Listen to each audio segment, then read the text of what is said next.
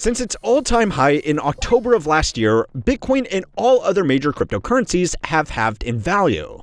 The collective market capitalization of these tokens fell from $4.4 trillion to just under $2.2 trillion as of the time this video is posted. And these numbers alone don't even tell the full story because, well, the US dollar has also been falling, which has made things look better than they really are. If crypto was meant to be a currency, the majors have lost almost 50% of their purchasing power within the last month alone, putting them close to the technical definition of hyperinflation. If it was meant to be an alternative payment system, the network delays, costs, and fundamental scalability limits have made it very hard to justify outside of very specific use cases. If it was meant to be a store of value, then this time last year, one Bitcoin could buy 32 ounces of gold. Today, it can buy less than 12 ounces. And most damning of all, if it was meant to be an alternative to get around the system, it isn't helping that. Most trading now takes place on centralized exchanges, and the very government it was supposed to supersede has been floating the idea of a crypto bailout, which some purists might recall was the very reason why Bitcoin was created in the first place. Crypto may have become a solution in search of a problem, but, well, it's not like we haven't been here before. Bitcoin, alongside other cryptocurrencies and projects, have all seen dramatic declines in the past following events like Mt. Gox imploding, the Silk Road being seized, China banning crypto again, FTX imploding, and people admitting to themselves that NFTs weren't going to be the asset of the future. Every time that these assets then set a new price record, it was used as irrefutable proof to say, "I told you so," normally with the help of some laser eyes. But today, crypto is facing a new challenge: legitimacy. A decade and a half of fraud, grift, and crime might not have been able to kill cryptocurrency, but it turns out that a few months of almost unrestricted compliance might. There are a few major headwinds all hitting these markets at the same time right now, and if we can properly understand each of them, we can address something really important. Is it finally time that we can all admit this whole thing was just really stupid? Now, this is a $15 billion cryptocurrency fraud scheme. On a real platform with a real bank or exchange, but they've spoofed it. Mt. Gox, the Tokyo-based Bitcoin exchange, has filed for bankruptcy protection. Of Bitcoin plummeted. At one point, it was selling for under $61,000. The rug pull? The rug pull. Rug pull. Rug pull. Rug pull. Crypto Presidential Advisory Council. Would anybody like to be on that particular council? Please raise your hand. For the 17 years they have existed, cryptocurrencies have always been an incredibly volatile asset class. Even though today represents the largest drop in absolute value terms, the market in the past has seen much larger percentage swings. Back in the early days of 2011, a hack on Mt. Gox, the most dominant exchange at the time, put an end to the first major bull run in Bitcoin's history, and saw the coin crash over 93% from its then all-time high. Oh, and spoiler alert, this was not the last time that Mt. Gox would be hacked. Anyway, by comparison, the crash the market is experiencing today looks relatively minor. But there are 4 distinct reasons why even industry insiders think that this time might be different. The first reason is simply that there is no single reason behind this price slump.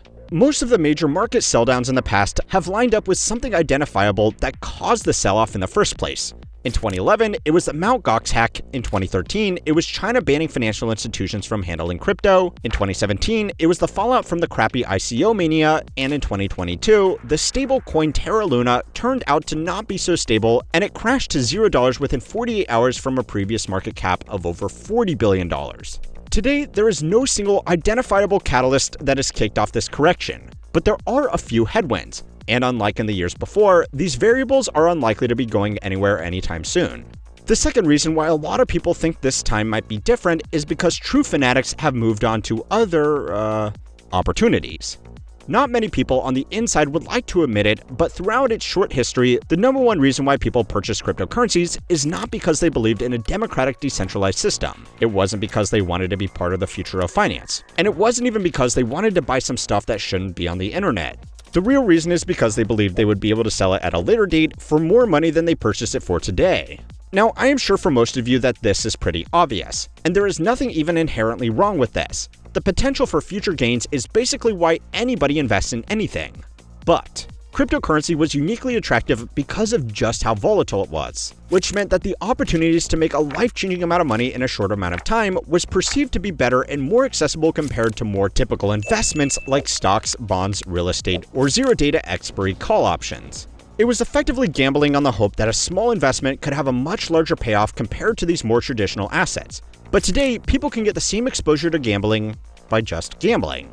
The rise of legalized sports betting, prediction markets, and the popularization of crypto casinos have all, at the very least, provided an alternative outlet for people to YOLO their savings on something that could provide them with meaningful amounts of money. Sometimes the conversion is incredibly direct. A lot of these sites use cryptocurrencies as the medium of exchange, so if regular crypto hodlers lose their money on bad bets, it has the same net impact on the market as just selling it directly. This will be partially offset by the people buying cryptocurrency to fund their accounts on these platforms, but overwhelmingly, they will statistically be net losers over time.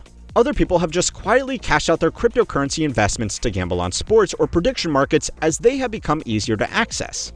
We have spoken a lot about the growth of financial nihilism on this channel before, as people see that they are never going to be able to achieve larger financial goals with traditional slow and steady saving and investing. They are taking big risks for the small chance that a big win will give them the money that they need to catch up.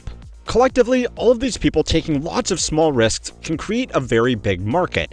It's just a question of where those risks get taken. In the past, this group was the core demographic that not only provided the market with liquidity, but also built the culture around the industry by promoting it through their social networks and aggressively defending their, investment thesis against any critics. The more people who bought into the overall market, the higher prices would climb. So these unsophisticated groups had a vested interest to go along with the idea that they could all ape their way to the moon. This group obviously still exists today, but a lot of its core have slowly lost interest and moved on to other things, which has allowed for another group to rise in prominence and undermine the market in their own unique way. So it's time to learn how money works to find out why even the true fanatics are starting to admit that this whole thing may have just been really dumb. This video is sponsored by Odoo. If you are thinking about starting a business or improving how your current one runs, Odoo is an all-in-one business management platform with integrated apps that help small to medium-sized businesses manage everything from sales and accounting to inventory and even manufacturing, all in one place. What really sets Odoo apart is its scalability. You only use the apps you actually need, and everything works together seamlessly. Whether you are operating as a service-based or product-based company, you can scale the platform while your business grows. We use Odoo ourselves. Our How Money Works library runs entirely on Odoo, and having all our tools in a single platform makes managing day-to-day operations much simpler and prevents common human errors. It is also intuitive and highly customizable, which makes it such a great option for businesses that want software that adapts to how they work. If you want to see how Odoo can streamline your business, you can try it for free for 15 days with no credit card required, or even use one app for free. Check out the link in the description. So perhaps the biggest shakeup to the crypto market has been its full-scale embrace by the financial industry. Today, getting your money into and out of crypto markets is a lot easier than it used to be. Third-party exchanges with varying levels of regulation have been developed. And even if that's too hard, complete novice investors can get exposure through exchange-traded funds that track the performance of Bitcoin or other assets, with institutions like BlackRock acting as the middleman. For a while, this helped to drive up prices even further as new money entered the market for the first time. But in the years since these products were first introduced, their net ongoing impact has not been what you might expect. Someone buying Bitcoin through a BlackRock-managed ETF listed on the Nasdaq is statistically not going to be a true believer in the decentralization or anonymity that crypto was first developed to provide because, well, this is about the most centralized and formal way that anybody can purchase anything. These people are just treating it like any other asset class in a diversified portfolio, so they ultimately want to see good risk-adjusted returns. To sweeten this deal even further for first-time crypto investors, financial products have been developed that pay dividends on top of these holdings. Now, if you're thinking that, wait a minute, Bitcoin doesn't pay a dividend, it doesn't produce any cash flows at all, then yeah, you have probably thought about this more than most investors have. The actual way these financial assets generate a return is by selling covered calls to other speculators for a higher price than the asset is trading at today. The speculator pays a fee to the fund for the right to purchase Bitcoin at a set price in the future, and if that price isn't reached, then that fee gets passed along to the fund investors as a dividend. It almost sounds like free money. But if the strike price is reached, the fund is forced to sell their holdings to the speculator, effectively capping the capital gains they can receive from the underlying price movements itself. The problem this creates is that in a growing number of cases, the other side of this transaction are crypto option market makers that will try to hedge these positions by selling options as well.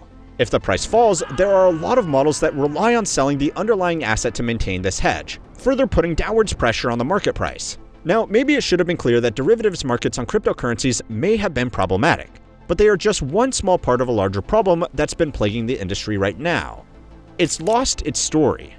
A big positive indication to a lot of early investors was that obviously Bitcoin and other cryptocurrencies were going to be huge because it was clear how much governments and the financial powers were pushing back against it.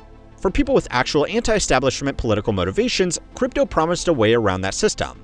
And for almost everybody else, it became a promise of what it could become when these opposing forces got on the, right side of history. The cryptocurrency industry was ready to take over the world just as soon as these people stopped holding it back. When people can use credit cards to buy cryptocurrency, when major crypto users won't get debanked, when the SEC stops fighting the industry, when Bitcoin becomes available through regular investment markets, when big banks hold onto crypto as a reserve asset, or even when the final Bitcoin gets mined. These are or were big events that were promised to grow and legitimize the market, letting people who bought in early get rich off the new demand that each of these changes would introduce. Now, to be fair, that has happened, and big rallies in prices were seen after things like the softening of SEC regulations. But now there is nothing left to promise. Everything that was holding the industry back has now got out of its way, and a lot of them are now actively encouraging it. But now that it has to stand on its own 2 feet, it suddenly doesn't feel like fighting anymore.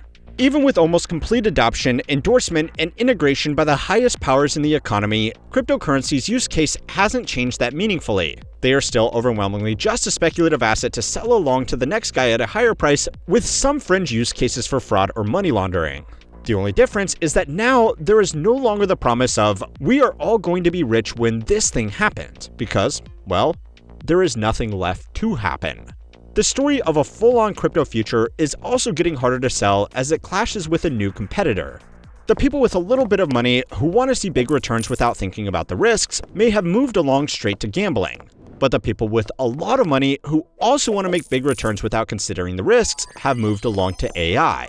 AI data centers have crowded out crypto mining operations for energy and hardware because, for now, there is more money in generating slop than there is in generating crypto. They both use a lot of energy, specialized data centers, and cutting-edge hardware. So putting more resources into one means fewer resources for the other. Now, that might sound like a good thing for existing crypto holders, because it limits the supply of new coins being generated to push down prices. But a lot of crypto mining is really work being done to authorize transactions on the network rather than making new coins from scratch. This has meant that as the direct and opportunity costs for mining crypto have increased, the stability of these networks have suffered, and people are waiting longer or paying more for transfers, further undermining the argument that this could be a legitimate payment network. Now, as I was putting this video together, Lil Boyle once again beat me to the punch with a video of his own that went into a lot more detail about these network issues, so I will leave a link to that in the description like always. But the biggest question of all is, why does this matter? Say what you will about them, but at this point, anybody investing in crypto does know the risk, and their losses shouldn't impact anybody else, right? Wrong.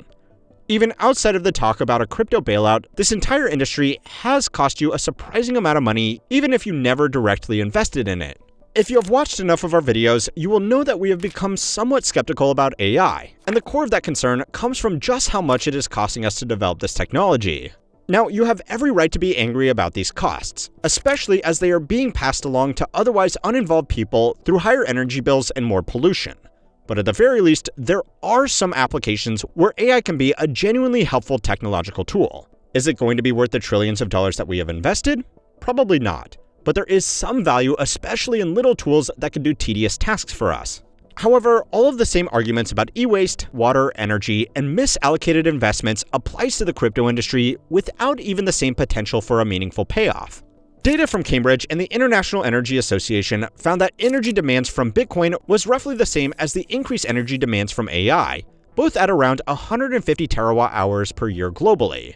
According to research from the Journal of Resources, Conservation and Recycling, Bitcoin alone generated 30,000 tons of e-waste every year as miners cycled through specialized ASICs to remain profitable. The crypto market is a zero-sum investment pool, meaning the only way for one person to cash out is for another person to buy in, with the hope that they can cash out to another person. The true utility of AI may not prove to be worth the investment, but for comparison, the true utility of crypto has so far primarily been fraud and money laundering. So you may not love whatever the hell this thing is, but but hopefully it's preferable to actual crime in this week's 17th rug pull. Now, the final reason why this time might be different is that instead of being a true store of value, crypto has really just become a measure of how much speculative cash is sloshing around in investment markets, except that today, it's not even really doing that. The Dow, famously crossed 50,000 points on the exact same day that Bitcoin hit a new post-election low. But really, that just raises another question. So go and watch this video next to find out why the stock market is booming while it seems like the rest of the economy is falling apart around it. And don't forget to like and subscribe to keep on learning how money works.